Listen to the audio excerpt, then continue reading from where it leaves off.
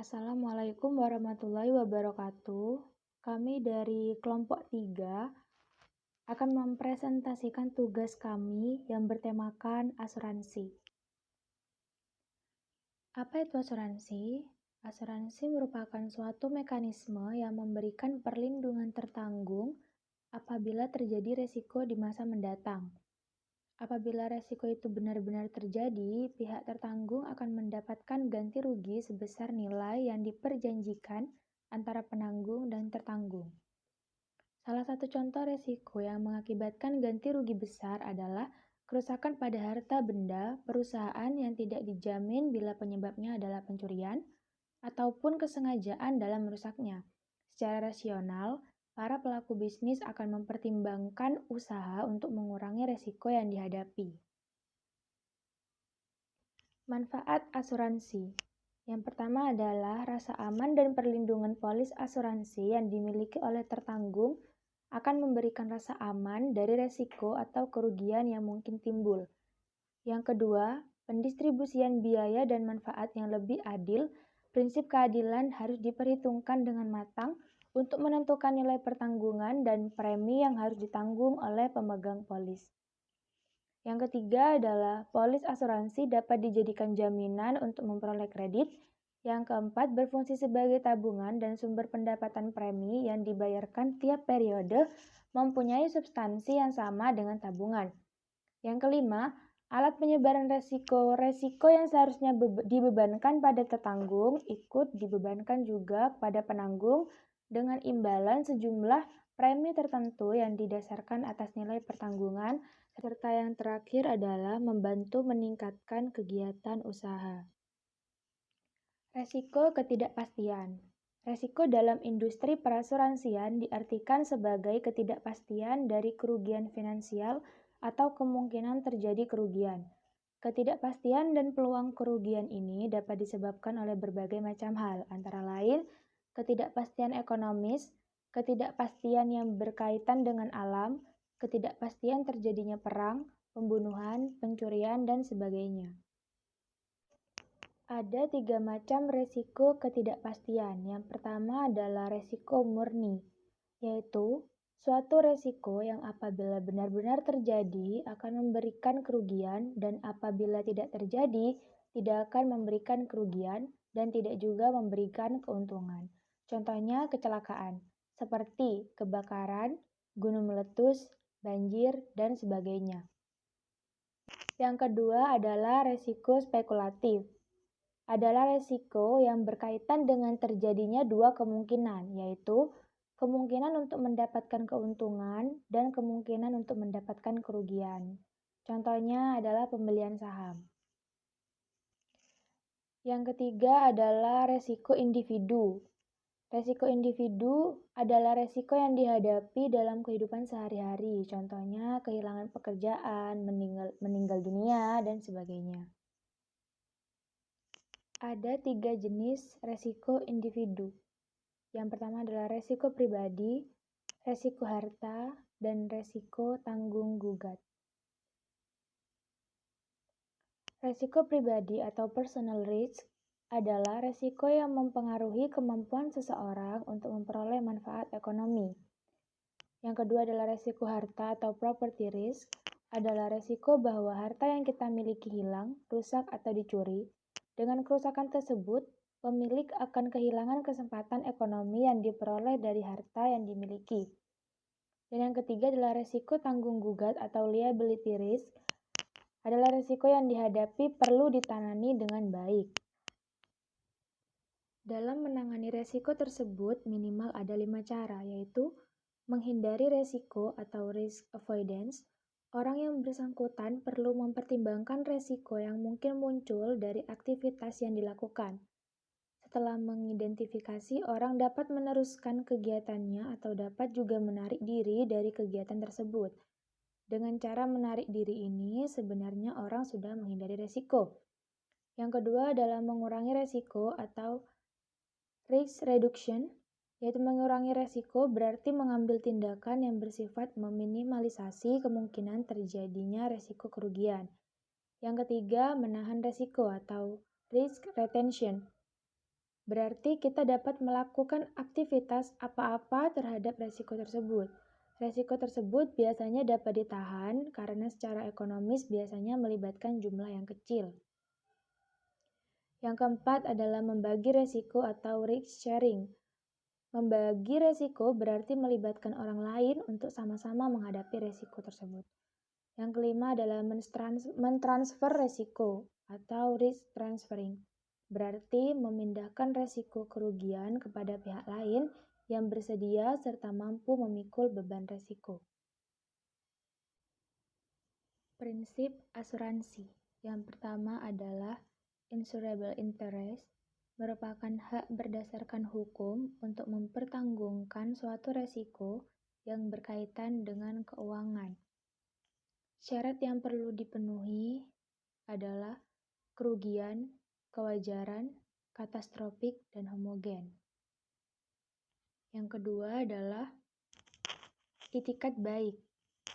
Dalam melakukan kontrak asuransi, kedua belah pihak dilandasi oleh itikat baik. Pihak penanggung perlu menjelaskan secara lengkap hak dan kewajibannya selama masa asuransi. Nah, pihak tertanggung juga perlu mengungkapkan secara rinci kondisi yang akan diasuransikan sehingga pihak penanggung mempunyai gambaran yang memadai untuk menentukan persetujuan. Yang ketiga adalah indemnity, yaitu mekanisme penanggung untuk mengompensasi resiko yang menimpa tertanggung dengan ganti rugi finansial. Prinsip tersebut tidak diterapkan dalam asuransi kecelakaan dan kematian. Indemnity ini dapat dilakukan dengan beberapa cara, yakni pembayaran tunai, penggantian, perbaikan, dan pembangunan kembali. Yang keempat adalah proximate cause, suatu sebab aktif efisien yang mengakibatkan terjadinya suatu peristiwa secara berantai tanpa intervensi suatu ketentuan lain. Yang kelima adalah subrogation, yaitu hak penanggung yang telah memberikan ganti rugi kepada tertanggung untuk menuntut pihak lain yang mengakibatkan kepentingan asuransinya mengalami kerugian. Yang keenam adalah kontribusi, yaitu bahwa penanggung berhak mengajak penanggung lain yang memiliki kepentingan sama untuk ikut bersama membayar ganti rugi kepada seorang tertanggung. Polis asuransi. Polis asuransi adalah bukti atau surat perjanjian antara pihak-pihak yang mengadakan perjanjian asuransi. Dengan adanya polis asuransi, perjanjian antar dua pihak memiliki kekuatan hukum. Polis asuransi memuat hal-hal sebagai berikut. Nomor polis, nama dan alamat penanggung, uraian resiko, jumlah pertanggungan, jangka waktu pertanggungan, besar premi, bea materai, dan lain-lain, bahaya-bahaya yang dijaminkan. Khusus untuk polis pertanggungan kendaraan bermotor ditambah dengan nomor polisi, nomor rangka, dan nomor mesin kendaraan. Premi asuransi adalah kewajiban pihak tertanggung kepada pihak penanggung yang berupa pembayaran uang dalam jumlah tertentu secara periodik. Jumlah premi sangat tergantung pada faktor-faktor yang menyebabkan tinggi rendahnya tingkat resiko dan jumlah nilai pertanggungan. Biasanya jangka waktu pembayaran premi sangat tergantung pada perjanjian yang sudah dituangkan dalam polis asuransi. Jangka waktu pembayaran dapat bulanan, triwulan, semesteran, dan tahunan. Insurable risk. Pihak yang dapat mengasuransikan suatu benda adalah pihak yang memiliki insurable interest. Secara teoritis, seluruh kesempatan yang dapat menimbulkan kerugian dapat saja diasuransikan. Di antaranya, mungkin ada yang tidak dapat dipertanggungan dengan nilai atau harga layak. Insurable interest pada prinsipnya adalah semua resiko yang dapat dipertanggungan. 1. Loss unexpected. Resiko yang dapat diasuransikan atau insurable risk harus berkaitan dengan kemungkinan terjadinya kerugian atau loss. Kerugian tersebut harus dapat diukur dan harus dapat dipastikan waktu dan tempatnya. Oleh karena itu, dikatakan bahwa terjadinya kerugian haruslah merupakan kecelakaan atau karena di luar kontrol atau kemampuan seseorang dan bukan hal yang dapat direncanakan. Contoh sifat insurable risk akibat terjadinya kerugian yang dapat diperkirakan yaitu mengasuransikan kerugian dari kemungkinan terbakarnya rumah tempat tinggal dan mengasuransikan tanaman atau panen dari serangan hama atau bencana alam. 2. Reasonable. Resiko yang dapat dipertanggungkan adalah benda yang memiliki nilai baik dari pihak penanggung maupun pihak tertanggung. Yang ketiga adalah catastrophic.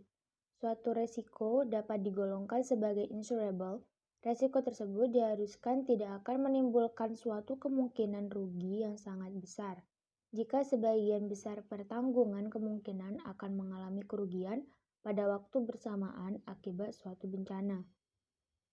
Apa itu peril dan hazards? Peril dan hazards berkaitan dengan resiko dan ketidakpastian yang telah dijelaskan terlebih dahulu. Peril secara sederhana dapat diartikan sebagai penyebab atau yang mungkin dapat menyebabkan suatu kerugian.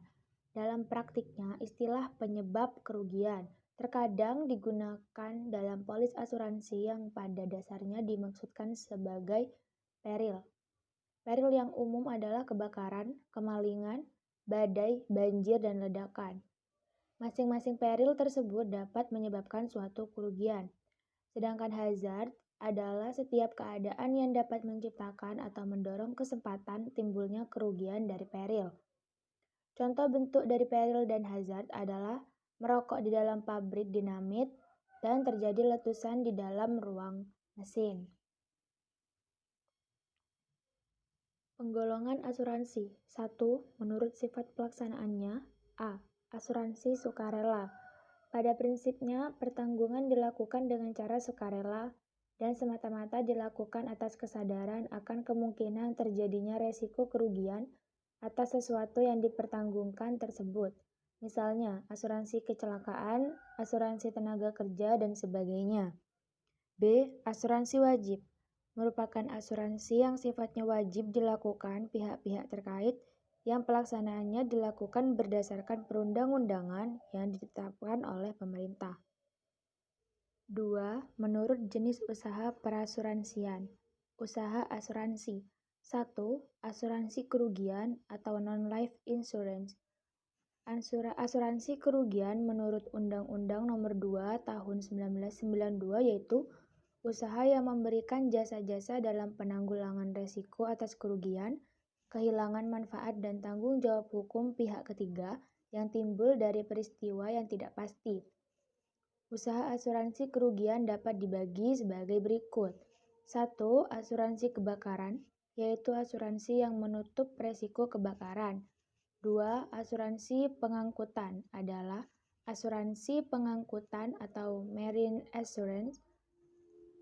Penanggung atau perusahaan asuransi akan menjamin kerugian yang dialami tertanggung akibat terjadinya kehilangan atau kerusakan pada saat pelayaran. Yang ketiga adalah asuransi aneka, adalah jenis asuransi kerugian yang tidak dapat digolongkan ke dalam asuransi kebakaran dan asuransi pengangkutan. Misalnya, asuransi kendaraan bermotor. 2. Asuransi jiwa atau life insurance. Asuransi jiwa adalah suatu jasa yang diberikan oleh perusahaan asuransi dalam penanggulangan resiko yang dikaitkan dengan jiwa atau meninggalnya seseorang yang dipertanggungkan.